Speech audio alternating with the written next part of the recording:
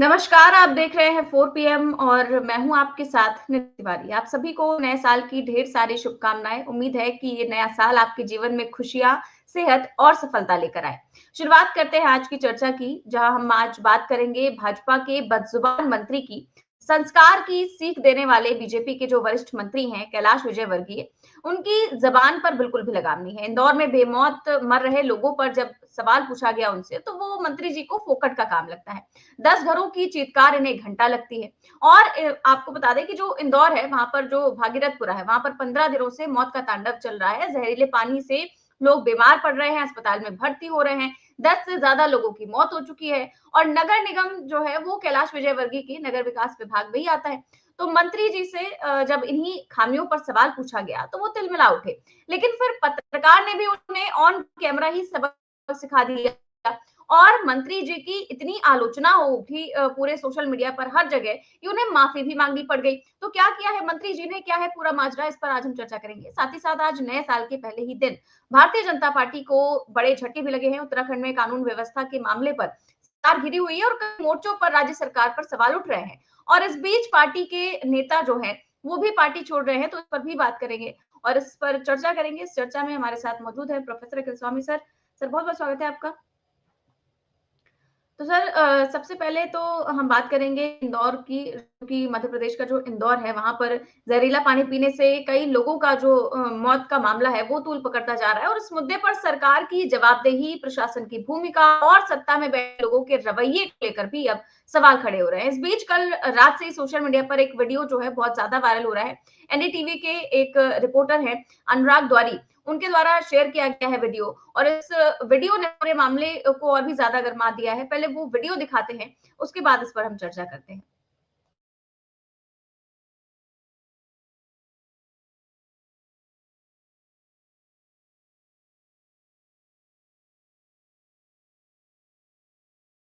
बात कही गई थी वो भी नहीं मिला कैलाश जी, और पीने के पानी की ठीक से व्यवस्था छोड़ो यार, तुम फोकट प्रश्न मत पूछो नहीं, यार। फोकट नहीं, ये तो मैं तो वहाँ होकर आया हूँ। क्या क्या क्या घंटा हो गया है, तुम बात कैलाश जी बात ठीक से कीजिए। नहीं, नहीं, शब्दों का चयन ठीक रखिए। कैलाश जी आप ढंग से बात नहीं कर रहे हैं। नहीं, आप ये क्या शब्द होता है कि घंटा घंटा क्या शब्द होता है?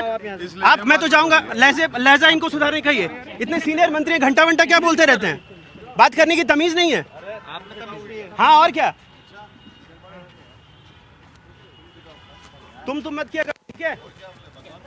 तो क्या घंटा बोलेंगे? सवाल कर रहे हैं ना हम, वो जवाब दे रहे हैं। आपको क्या हो रहा है? वो हमारे लीडर है। तो घंटा बोलेंगे मुझे? वो हमारे लीडर तो क्या करेंगे? वहाँ 10 लोग मर गए, हम पूछे नहीं सवाल? कुछ भी बोलोगे कि हमारे क्या लीडर पूछा है? बोले हमने गाली दी है क्या? जाओ अपना काम करो।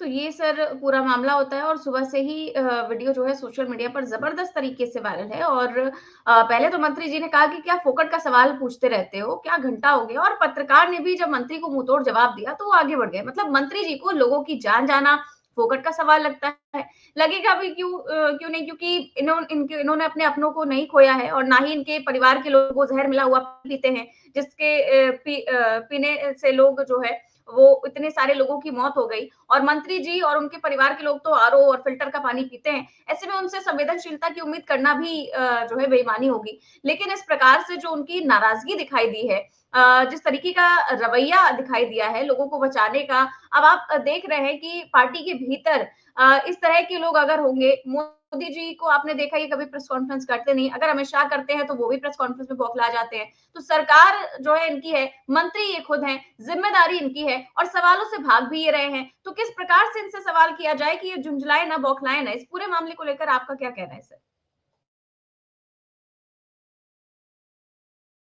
सर म्यूट हैं आप। जय संविधान। देखिए, सबसे पहले तो ये वही मंत्री हैं जिनके बेटे ने एक नगर निगम के कर्मचारी को बल्ले से पीटा था इंदौर से। और ये अपने को, और इंदौर वो शहर है भारतवर्ष का जिसको पिछले 8 साल से साफ सफाई पे इनाम मिल रहा है, और ये वहीं के रहने वाले हैं, वहीं से इलेक्शन जीतते हैं। और वहां ये हालत है कि गंदा पानी पी के 8 लोगों की मौत हो चुकी। देखिए, जिस बात को दूसरा नोट करना बहुत आवश्यक है वो ये कि ये बात हो रही है एनडीटीवी के पत्रकार से, अडानी जी के पत्रकार से। अडानी जी के पत्रकार और मोदी जी के मंत्री, इनके बीच की अदावत है। और ये भी मैं हिम्मत की दाद दूंगा एनडीटीवी के पत्रकार को कि उसने कम से कम पत्रकारिता धर्म का पालन किया। एक पत्रकार ने मंत्री को और मंत्री के चमचों को मुंह तोड़ जवाब दिया और उनसे कहा कि क्या जो मनाएगा बोलेंगे और गलत सलत गंदी संदी बात बोलेंगे पत्रकारों से। मैंने चौथे स्तंभ से पत्रकार तो अपनी ड्यूटी कर रहा है, ये तो उसका कर्तव्य है। जैसे पुलिस वाला अपनी ड्यूटी करता है, हमारा कर्तव्य होता है उसको सहयोग करना। सरकारी अधिकारी अपना काम करता है, उसको सहयोग करना हमारा कर्तव्य होता है। पत्रकार अपना काम कर रहा है, उसको सहयोग कीजिए। लेकिन कम से कम वहां पे जो ये एनडीटीवी के पत्रकार हैं, इन्होंने पलट के वार किया और कहा कि मंत्री हैं, इसका माने कुछ भी बोलेंगे, तू कह के बात करेंगे, बदतमीजी करेंगे। और ये बात बिल्कुल सही है। पत्रकारों को हिम्मत करके ये जो बेलगाम लोग हो गए हैं, क्योंकि इनको असल में ये समझ में आ गया है किसानों की हत्या हो जाए, किसान 13 महीने सड़कों पर बैठे रहें, पर्यावरण खराब होने से लोग मर जाएं, अरावली को तोड़ दें, काट दें, सब कुछ कर दें, लेकिन इसके बाद इलेक्शन ये जीतेंगे क्योंकि चुनाव आयोग बेईमानी करके इनको चुनाव तश्तरी में रख के दे देगा। टीएमसी के सांसद जाते हैं, चुनाव आयोग से मिलते हैं, चुनाव आयोग से मिलते हैं और बताते हैं जैसे उंगली दिखा दिखा के चुनाव आयुक्त उनका अपमान कर रहे थे। और जिस तरह से गंदी तरह से उन्होंने बात की है टीएमसी के सांसदों से। और ये अभिषेक बनर्जी ने यह भी कहा कि वो जो वीडियो है अंदर की, अगर वो प्रकाशित कर दी जाए तो चुनाव आयुक्त की सारी पोल खुल जाएगी। वहां के जो लोकल स्टेट गवर्नमेंट के अधिकारी हैं वो नहीं कुछ कर रहे हैं, उनके लॉगिन करने से कोई अंतर नहीं पड़ रहा। सेंट्रल ऑफिस से सारे नाम काटे और जोड़े जा रहे हैं। यूपी के अंदर जो उत्तर प्रदेश चुनाव आयोग की सूचना है और केंद्रीय चुनाव आयोग की सूचना है, उसमें करोड़ों वोटों की भिन्नता है। मतलब इस प्रकार से, क्योंकि अब इनको ये लग गया है, मंत्रियों को लग गया है, जो भी भारतीय जनता पार्टी या उनके साथ संबद्ध पार्टियां हैं, उनको लग गया है कि चुनाव चोरी से ये इलेक्शन जीत जाएंगे, इसलिए इस तरह की बदतमीजी में उतर आए हैं। भाई आप मंत्री हैं, आपसे लोग सीखते हैं, आपको ऐसे उदाहरण पेश करने चाहिए कि नेक्स्ट जनरेशन सीखे। और आप इतने एक प्रतिष्ठित पत्रकार, ये जिनका नाम आपने लिया, ये बहुत पुराने पत्रकार हैं, अक्सर हम इनकी रिपोर्ट देखते हैं, रिपोर्टिंग भी इनकी बड़ी अच्छी होती है। लेकिन कम से कम एक पॉजिटिव खबर मुझे ये दिखाई पड़ रही है, अर्नब गोस्वामी भी पलटते हुए दिख रहे हैं, आज तक के भी कुछ पत्रकार मुझे पलटते दिख रहे हैं, वो भी आजकल संगीत रागी से और वो जो तोतला भाटियां हैं उनसे कुछ प्रश्न पूछते नजर आ रहे हैं। तो ये बहुत अच्छा है, कम से कम ये पत्रकार अपने पत्रकारिता धर्म को समझे, जिससे हमारे कंधे पे बोझ थोड़ा कम हो और इनसे गर्दन पकड़ के पूछे कि ये जो आप कर रहे हैं और देश की जनता से जो खिलवाड़ कर रहे हैं, इसका जवाब जरा तहजीब से दीजिए, तमीज से दीजिए। और आप मंत्री बने हैं और विधायक बने हैं तो हम लोगों के वोट से बने हैं, आप कहीं ऊपर से उतर के नहीं आए कि हमसे बदतमीजी करने का अधिकार आपको मिल गया है। जो पत्रकार है वो जनता के सरकार के प्रश्न पूछ रहा है, उसका जवाब देना आपका कर्तव्य है। तो ये जो विजय वर्गीय साहब हैं, इनको सही में जवाब मिला है और इनकी भर्त्सना होनी चाहिए, पूरे सोशल मीडिया में इनमें भर्त्सना होनी चाहिए। और जितने भी मंत्री विधायक अपने को कहीं का तीरंदाज और तोप समझते हैं, उनको ये समझना चाहिए ये जनता के सेवक है। और जैसे कहा गया कि कुलदीप सिंह सेंगर जो है पब्लिक सर्वेंट नहीं है, आप पब्लिक सर्वेंट हैं, आपको जनता की सेवा के लिए ही जनता ने चुना है। और ज्यादा अगर आप बोलेंगे, लेकिन चुनाव आयोग आपके साथ है, गलतफहमी आपको है कि चुनाव नहीं हार सकते, वरना कान पकड़ के 5 मिनट के गद्दे से उतार के आपको सड़क पे खड़ा कर दिया जा सकता है।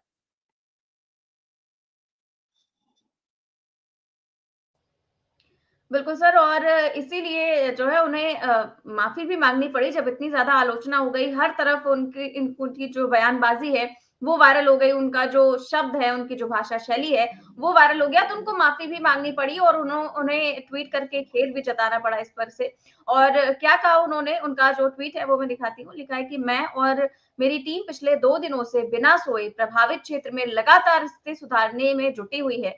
दूषित पानी से मेरे लोग पीड़ित हैं और कुछ हमें छोड़कर चले गए। इस गहरे दुख की अवस्था में मीडिया के एक प्रश्न पर मेरे शब्द गलत निकल गए। इसके लिए मैं खेद प्रकट करता हूं, लेकिन जब तक मेरे लोग पूरी तरह सुरक्षित और स्वस्थ नहीं हो जाते, मैं शांत नहीं बैठूंगा। तो सर उनका ये कहना है कि वो इतने ज्यादा गहरे दुख में थे कि उनके मुंह से ये शब्द निकल गए, इसी के लिए वो खेद प्रकट कर रहे हैं। आपको लगता है कहीं से भी मंत्री जी दुखी लग रहे थे, जिस प्रकार की वीडियोज उनके लगातार वायरल हो रहे हैं, और आज तो इन्होंने माफी तो मांगी है, एक और ट्वीट भी कर दिया ज्योतिरादित्य सिंधिया को बर्थडे विश करते हुए, उसमें खिलखिला करके हंस भी रहे हैं। तो उनका जो दुख है वो समझ में नहीं आ रहा है कि किस प्रकार का दुख है। नहीं नहीं, देखिए बिल्कुल उनकी जो बॉडी लैंग्वेज थी वो अहंकार की बॉडी लैंग्वेज थी, उसके अंदर अहंकार दिख रहा था। और उनके जो चमचे पीछे चल रहे थे उनकी भी बॉडी लैंग्वेज बिल्कुल अहंकार की थी, वो चैलेंज कर रहे थे, मेरे नेता हैं। अरे तुम्हारे नेता हैं तो रेप करेंगे, तुम्हारे नेता हैं तो गाली गलौज करेंगे, तुम्हारे नेता हैं तो मर्डर करेंगे, तुम्हारे नेता हैं तो उनको जनता के साथ दुर्व्यवहार और जनता के रिप्रेजेंटेटिव के साथ दुर्व्यवहार करने का अधिकार मिल गया है, तुम्हारे नेता हैं तो उन्हें तहजीब में रहने की और भारतीय सभ्यता और संस्कृति और मर्यादाओं का पालन नहीं करना है क्या? तुम्हारे नेता है कहीं के लाट साहब हैं क्या? तो देखिए उनकी बॉडी लैंग्वेज से लग रहा था, मंत्री जी की भी बॉडी लैंग्वेज से लग रहा था और उनके चमचे की बॉडी लैंग्वेज से भी लग रहा था कि वो लोग अहंकार में पीड़ित हैं, क्योंकि उनको लगता है उन्हें चुनाव कोई हरा नहीं सकता। लेकिन कम से कम इन लोगों की बेशर्मी से अब जनता को तो नहीं, जनता को तो बिगाड़ने वाले और उनको गुमराह करने वाले ये पत्रकार लोग ही हैं। और सारी की सारी आज हिंदुस्तान की समस्या की जड़ अगर कोई है तो ये गोदी मीडिया है। लेकिन गोदी मीडिया को जब इस तरह से व्यवहार मिल रहा है और इनमें अगर कोई परिवर्तन आता है तो देश की परिस्थिति में परिवर्तन आना भी अवश्यंभावी है, क्योंकि इन्हीं लोगों ने सारी गंदगी फैलाई है और इन्हीं को गंदगी समेटनी पड़ेगी। और ये क्योंकि झेल रहे हैं इसलिए जितनी जल्दी इनकी आंखें खुल जाए उतना बेहतर है। बिल्कुल सर, अब आपको सुनवाते हैं कि कैसे मध्य प्रदेश जो कांग्रेस अध्यक्ष हैं जीतू पटवारी, उन्होंने इस पूरे मामले को लेकर क्या कहा है, क्योंकि वो लगातार इस मामले पर सवाल उठा रहे हैं कि जिस प्रकार से ये सारी चीजें हो रही हैं। मैं उनका बयान सुनवाती हूँ। मंत्री ने पत्रकार को जिस तरीके से धमकाया, गाली दी, ये मैसेज क्या है? यही तो मैं बार बार कहता हूं कि सत्ता का अहंकार रावण से बड़ा हो गया है और भारतीय जनता पार्टी का निचला कार्यकर्ता से ऊपर का नेता तक इससे लबरेज है। वो एक मानगी मिली इस गालीबाज मंत्री के बाद। मैं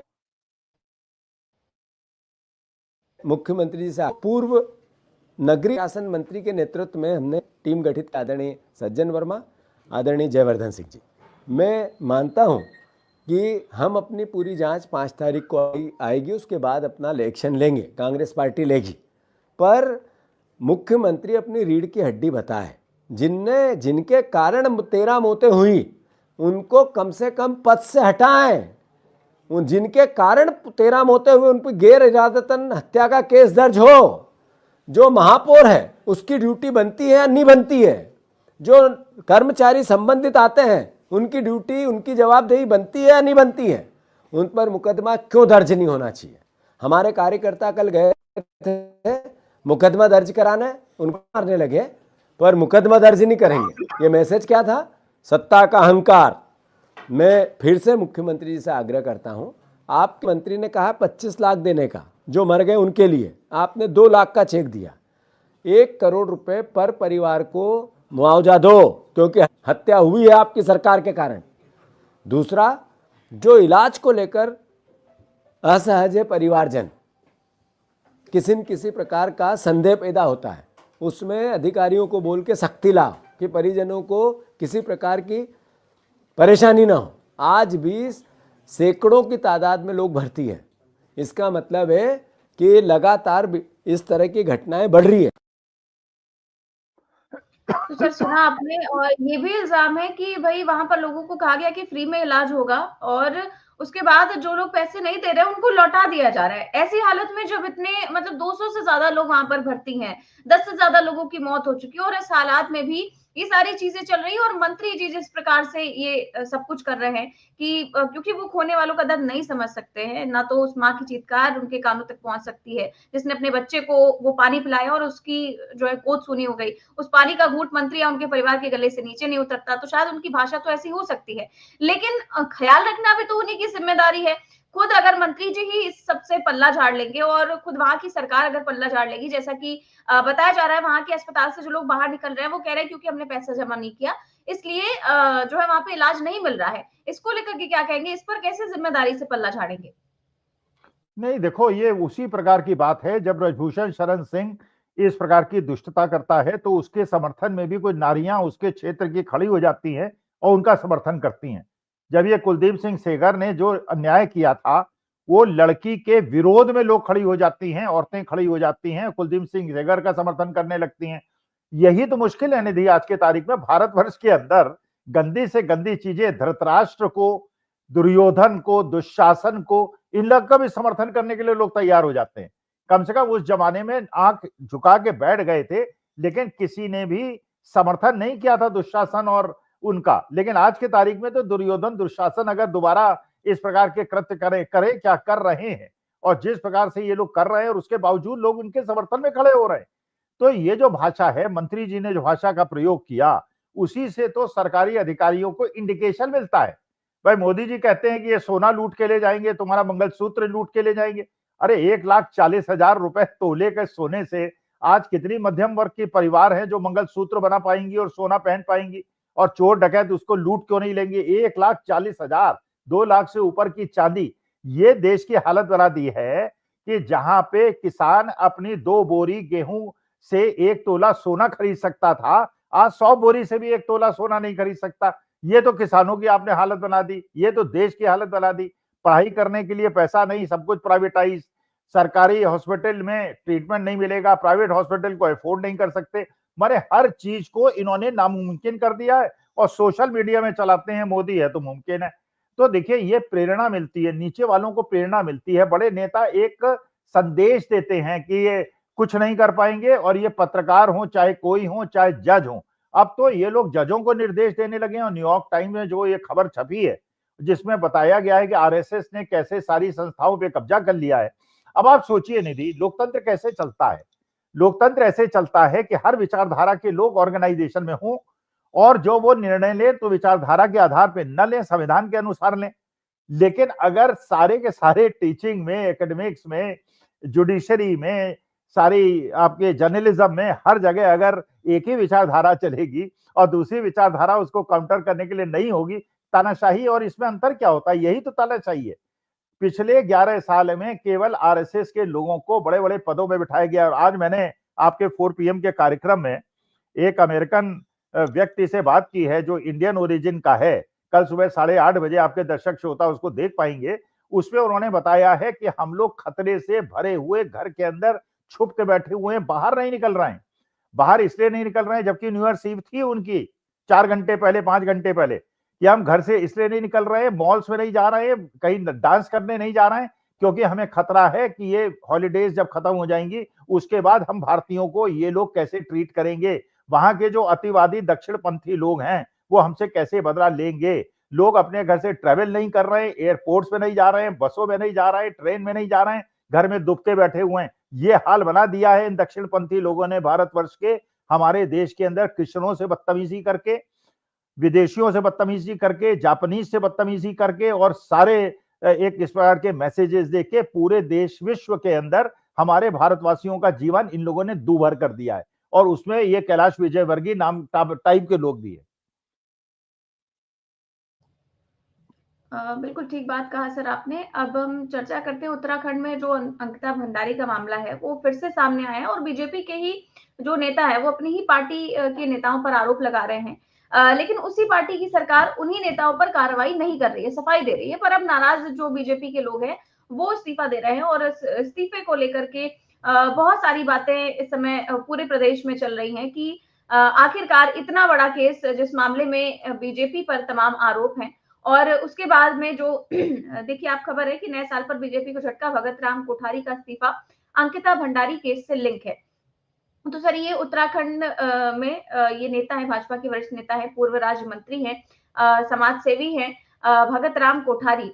इन्होंने इस्तीफा दिया है पार्टी से, और उनके इस्तीफे का जो मुख्य कारण है वो अंकिता भंडारी हत्याकांड बताया जा रहा है। और ये जनहित के मुद्दों को लेकर के काफी सक्रिय रहते हैं, और जो अंकिता हत्याकांड है उसमें भी न्याय की मांग को लेकर के लगातार आवाज उठाते रहे, और वो कह रहे हैं कि मामला आज भी उत्तराखंड की राजनीति को झकझोर रहा है, लेकिन सरकार और पार्टी स्तर पर अपेक्षित और संवेदनशीलता और कोई भी ठोस कार्रवाई नहीं दिखाई दे रही है। और इसको लेकर के उन्होंने क्या क्या लिखा है कि इस्तीफे के बाद कोठारी ने भावुक बयान देते हुए कहा कि अंकिता हमारी बेटी है, ये मामला राज्य में महिलाओं की असुरक्षा का प्रतीक बन चुका है। मैंने लगातार न्याय की मांग की, लेकिन पार्टी ने राजनीतिक सुविधा को प्राथमिकता दी।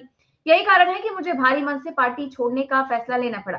उन्होंने ये भी आरोप लगाया कि सरकार जनता के मूल मुद्दों से कटती जा रही है। राज्य आंदोलनकारी होने के नाते उन्होंने कहा कि उनकी प्राथमिकता हमेशा उत्तराखंड और उसकी जनता रही है, और आगे भी वो जनहित की लड़ाई लड़ते रहेंगे। और भगत राम कोठारी के इस्तीफे के बाद धामी सरकार और भाजपा के लिए राजनीतिक मुश्किलें बढ़ती जा रही है, और माना जा रहा है कि अंकिता हत्याकांड को लेकर बढ़ता असंतोष आने वाले समय में राज्य की राजनीति पर गहरा असर डाल सकता है। सर, राजनीति तो अलग चीज है, लेकिन ना इसी उत्तराखंड में आप देखें कि पहले अंकिता भंडारी हत्याकांड और उसके बाद आप देख रहे हैं कि कैसे एंजल चकमा की हत्या वहां पर हुई। वो वाला भी हत्याकांड यहाँ पर हुआ, और जिस तरीके से सरकार का रवैया है कि अपने ही लोगों को बचाने का, उसको अब सीधे दिखाई पड़ रहा है कि पार्टी के भीतर भी इसको लेकर नाराजगी है। सीधे इस्तीफे लोग दे रहे हैं, तो पार्टी के जो पूर्व मंत्री है वहां पर इस्तीफा दे रहे हैं, पार्टी के जो कई नेता हैं वो नाराज नजर आ रहे हैं। इसके बावजूद भी जो भारतीय जनता पार्टी की जिस प्रकार से कार्यशैली रही है, जिस प्रकार का उसका रवैया रहा है, उस पर क्या कहेंगे कि उनको मानना ही नहीं है कि उनके नेता ने गलती की है? भाई देखो, ये निधि बड़े ध्यान से देखो, ये अंकिता भंडारी बेचारी बच्ची का चेहरा देखो। इतनी भोली भाली, इतनी प्यारी बच्ची, हमारे देश की बेटी, हमारे भारत माता की बेटी। और देखिए, पहाड़ के लोग जो होते हैं बड़े सिद्धांतवादी होते हैं। मेरा भी ननिहाल जो है पहाड़ के अंदर है, तो मुझे पता है कि वहां के लोग बड़े सादे होते हैं, बड़े सामान्य विचार के होते हैं, मिलजुल के रहने वाले होते हैं, क्योंकि कठिन परिस्थिति में रहते हैं। गरीब घर की लड़की थी, अपने घर के परिवार के भरण पोषण के लिए उसने नौकरी ज्वाइन की थी, लेकिन जब उसके सिद्धांतों से समझौता हुआ, अपने सिद्धांतों से समझौता करना तैयार नहीं किया, अपने प्राण देने स्वीकार किए। और किस प्रकार से भारतीय जनता पार्टी का ही एक विधायक, एक्स विधायक, ये अपने कॉल में कह रहा है किस प्रकार से वहां पे बुलडोज किया गया। और जिस दिन वो गेस्ट हाउस बुलडोज किया था, तभी हम लोगों के दिमाग में उतर आया था कि इसको क्यों नष्ट कर दिया गया, सारे जो उसके एविडेंसेस क्यों खत्म कर दिए गए थे। और जिन बड़े नेता का नाम उसके अंदर आ रहा है, उन बड़े नेताओं के चेहरे पे कोई शिकन नहीं है, उन्हें पद से कोई हटाया नहीं गया है, क्योंकि भारतीय जनता पार्टी का सिद्धांत है, हमारे यहाँ कोई रिजाइन नहीं करता, चाहे कुछ हो जाए, मर्डर में फंस जाए, डकैती में फंस जाए, रेप में फंस जाए, मास मर्डर में फंस जाए, मास रेप में फंस जाए, लेकिन कोई रिजाइन नहीं करता। उसी सिद्धांतों में चलते हुए किसी को भी नहीं निकाला जा रहा है। असल में उनके पास जो ट्रम्प कार्ड है वो ज्ञानेश कुमार गुप्ता है।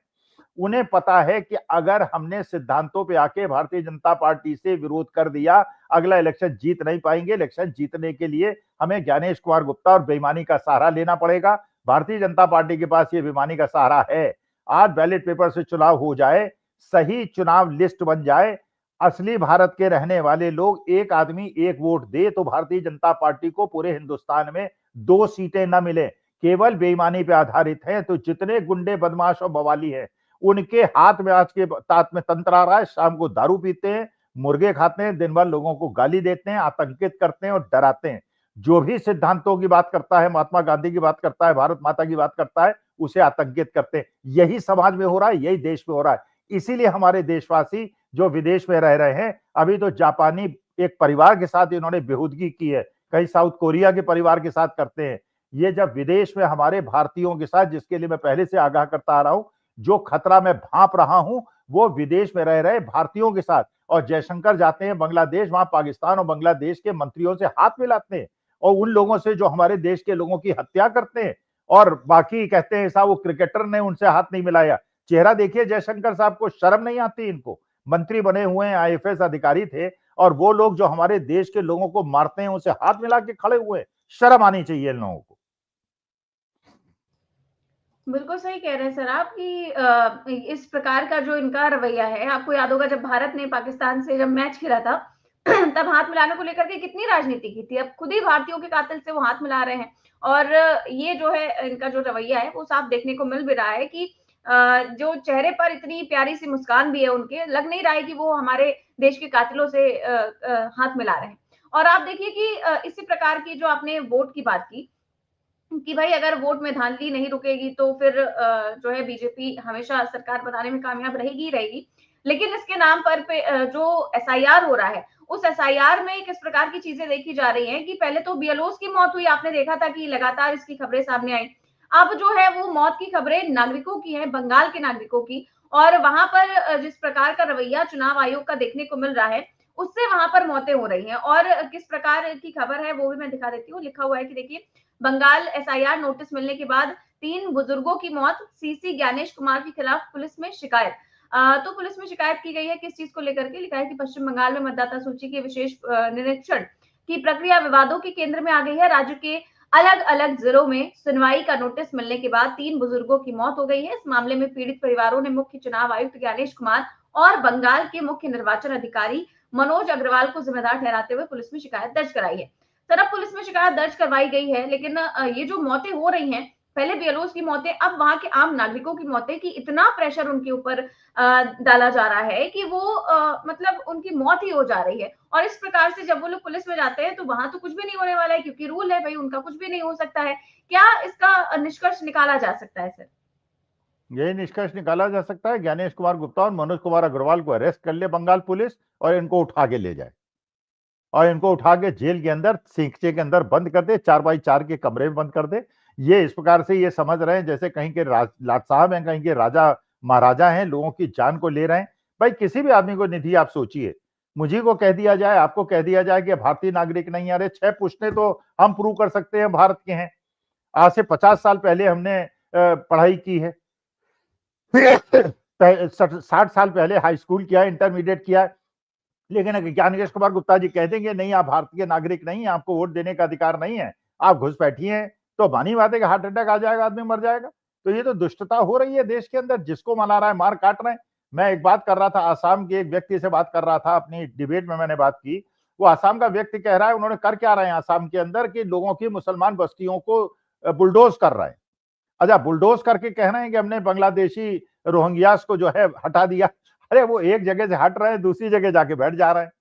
ऐसा नहीं, उनको बाहर नहीं भेज रहे हैं, बाहर तो इन्होंने 10,000 भेजा है पिछले 11 साल के अंदर। एक जगह से तोड़ के दूसरी जगह वो जाके बस जाते हैं, तो डिस्प्लेसमेंट हो जाता है। केवल ये हो जाता है कंसंट्रेशन जो उनका है वो टूट जाता है, वोट देने का अधिकार खत्म हो जाता है, क्योंकि दूसरी जगह जाते हैं, वहां उनका वोट में रजिस्ट्रेशन नहीं होता है। माने जितने भी षड्यंत्र हो सकते हैं देश के लोकतंत्र का अपहरण करने के, वो सारे के सारे अपहरण और सारी की सारी चीजें देश के अंदर इस समय हो रही हैं। बिल्कुल ठीक बात कह रहे हैं सर। जिस प्रकार का रवैया आप देख रहे हैं भारतीय जनता पार्टी के नेताओं का है, चाहे वो सी ज्ञानेश कुमार का है, चाहे उनके मंत्री जी का है, चाहे वो बड़े-बड़े जो है मोदी जी का है, अमित शाह का है, वो भी तो पत्रकारों से इसी प्रकार का व्यवहार करते हैं। तो इनका व्यवहार लाज़मी है कि वो ना तो किसी से सीखेंगे, ना तो वो अपने नेताओं को टिप्पणी कर सकते हैं कि आपने ऐसा व्यवहार कैसे किया? क्योंकि वो तो खुद ही पत्रकारों से कहते हैं कि भाई तुम अपने काम से काम रखो, हमारी पार्टी हम देख लेंगे। कल अमित शाह का वीडियो आपने देखा ही होगा। तो बहुत-बहुत शुक्रिया सर आपका आज की चर्चा के लिए। तो आप देख रहे थे आज की चर्चा, कैसी लगी आपको? हमें कमेंट बॉक्स में अपनी राय ज़रूर दें। चैनल को सब्सक्राइब भी करें और जॉइन भी करें। नमस्कार।